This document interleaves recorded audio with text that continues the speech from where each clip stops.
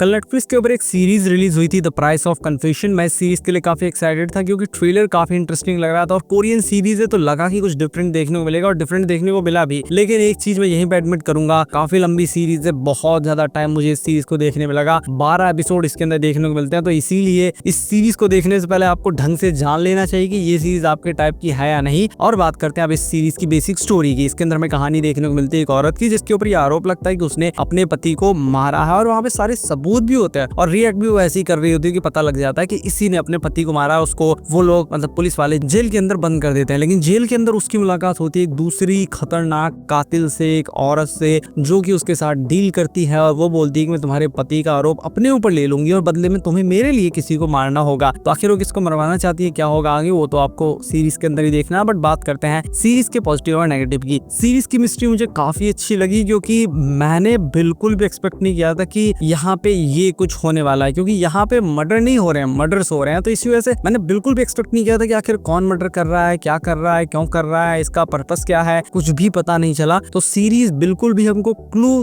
नहीं दे पाती और हम कंफ्यूज ही रहते हैं कि आगे क्या होने वाला और कौन कल्प्रिट है। दूसरा इसका पॉजिटिव मुझे लगा इसका प्रोडक्शन पीरियड और सभी की परफॉर्मेंस। सभी ने बहुत अच्छी परफॉर्मेंस दी है और इस सीरीज के अंदर प्रोडक्शन पीरियड की कोई भी कमी नहीं है। एक और चीज जो मुझे काफी पसंद आई वो है एक्टर्स या कहीं कैरेक्टर्स। हम हर एक कैरेक्टर से इमोशनली कनेक्ट हो जाते हैं। जो हमारा सरकारी वकील है उसको देख के हमें हर समय खुन्नक आती है कि ये साला पीछे क्यों पड़ा हुआ है। साथ में जो हमारी मेन एक्ट्रेस है उसको देख के मन में दया भाव भी आता है, लेकिन साथ में डाउट भी रहता है। और जो दूसरी कैरेक्टर है जो कि आरोप अपने ऊपर ले रही है उसके प्रति हमारे मन में कुछ ना कुछ भावनाएं रहती हैं और एक अजीब सी फीलिंग रहती है कि आखिर इसके प्रति हम सिंपैथी फील करें या ये बहुत हरामी कैरेक्टर है। ऐसी बहुत सारी चीजें दिमाग में चलती रहती हैं जो कि देखने में मुझे काफी अच्छा लगा। कैरेक्टर के साथ अगर कुछ हो रहा है तो हम भी वहां पे इमोशंस फील कर पाते हैं। सीरीज की स्टोरी भी मुझे काफी अच्छी लगी है, लेकिन अब थोड़ी प्रॉब्लम्स पर भी आ जाते हैं। सबसे पहली प्रॉब्लम तो ये है कि इसके अंदर पेसिंग इशू हमें देखने को मिलता है। सीरीज शुरुआत में बड़ी जल्दी आगे बढ़ती है क्योंकि शुरुआत में मर्डर दिखा देते हैं, लेकिन उसके बाद बीच में अनइवन पेसिंग हमको देखने को मिलती है। कभी फास्ट, कभी स्लो, कभी फास्ट, कभी स्लो या स्लो ही स्लो, ऐसे देखने को मिलती है। और एक और कमी है कि सीरीज स्लो है, अननेसेसरी इसको स्ट्रेच किया गया। 12 एपिसोड काफी ज्यादा मुझे लगे। बड़े आराम से इस सीरीज को 8 एपिसोड के अंदर निपटाया जा सकता था, मतलब लिटरली 8 एपिसोड के अंदर निपटाया जा सकता था। लेकिन यहाँ पे एक और चीज है कि इस सीरीज को अगर 12 एपिसोड के हिसाब से देखा जाए, जिनके पास पेशेंस है, पेशेंस के साथ अगर वो इसको देखेंगे तो उनको इन 12 एपिसोड में भी एक अलग लेवल का मजा देखने को मिलेगा। क्योंकि जो स्लो बर्न सीरीज होती है वो अपने आप में कुछ मजा देती है, लेकिन फिर भी मेरे ख्याल से मेजॉरिटी लोगों को इतनी ज्यादा स्लो बर्न सीरीज देखना पसंद नहीं है। इस वजह से इसके अंदर बड़े आराम से 4 एपिसोड काटे जा सकते थे। उसके साथ में जो इसकी मिस्ट्री रिवील होती है वो इतनी शॉकिंग फील नहीं होती जो शॉकिंग फील होनी चाहिए, जो इम्पैक्ट फील होना चाहिए। और उसका कारण मैं मान सकता हूँ कि इसके अंदर एपिसोड ज्यादा है, इस वजह से ऐसा हुआ है, वरना एकदम शॉकिंग फील होना चाहिए। मतलब हम शॉक तो फील होते हैं लेकिन वो एकदम हमारे ऊपर ऐसे लगता नहीं है कि एकदम शॉकिंग। जैसे बहुत सी मूवीज के अंदर आप देखें हम एकदम शॉक जाते हैं या वहाँ पे बैकग्राउंड म्यूजिक बजता है, अरे यहाँ पे ये हो गया, तो ऐसा कुछ शॉकिंग बहुत ज्यादा फील हुआ नहीं यहाँ पे। तो इस वजह से क्या सीरीज बेकार है? नहीं, ये सीरीज बिल्कुल भी बेकार नहीं है। ये सीरीज मुझे तो काफी पसंद आई है, लेकिन यहाँ पे एक बहुत बड़ी कंडीशन है। अगर आपको स्लो बर्न सीरीज देखना पसंद है, अगर आप हैवी सीरीज देख सकते हैं जिसके अंदर बहुत सारा खून खराबा हो, जिसके अंदर इमोशंस हो, जिसके अंदर बहुत सारी फीलिंग्स हो, जिसके अंदर गिल्ट हो, तो ये सीरीज आप देख सकते हैं। ये लाइट हार्टेड सीरीज बिल्कुल भी नहीं है। इस सीरीज के अंदर सबके साथ कुछ ना कुछ बुरा होता ही रहता है। तो इसीलिए जो मेलोड्रामा या लव स्टोरी वाली कोरियन सीरीज पसंद करते हैं उनके लिए ये सीरीज नहीं है। जिन लोगों को मिस्ट्री सीरीज देखना पसंद है, सीरियस सीरीज देखना पसंद है जिसके अंदर सिर्फ सीरियसनेस ही हो, कोई कॉमेडी ना हो, उनके लिए ये सीरीज है। अगर आपको स्लो बर्न सीरीज देखना नहीं पसंद या आप लंबी सीरीज नहीं देख सकते, लंबे कोरियन ड्रामाज नहीं देख सकते क्योंकि 12 एपिसोड है, 10 घंटे तो एटलीस्ट आपको लगेंगे नॉर्मल स्पीड में। अगर मेरी तरह हाई स्पीड में देखेंगे तो हो सकता है 8 घंटे में भी एपिसोड कंप्लीट कर लें, लेकिन फिर भी इस सीरीज को मैं एक लंबी सीरीज कहूंगा। मैं इस सीरीज को देखते हुए मुझे फील हुआ कि ये सीरीज सच में काफी स्लो है। 1.5x स्पीड पे भी मुझे ये सीरीज स्लो लग रही थी और मैं बार बार चेक कर रहा था, मुझे लगा कहीं ये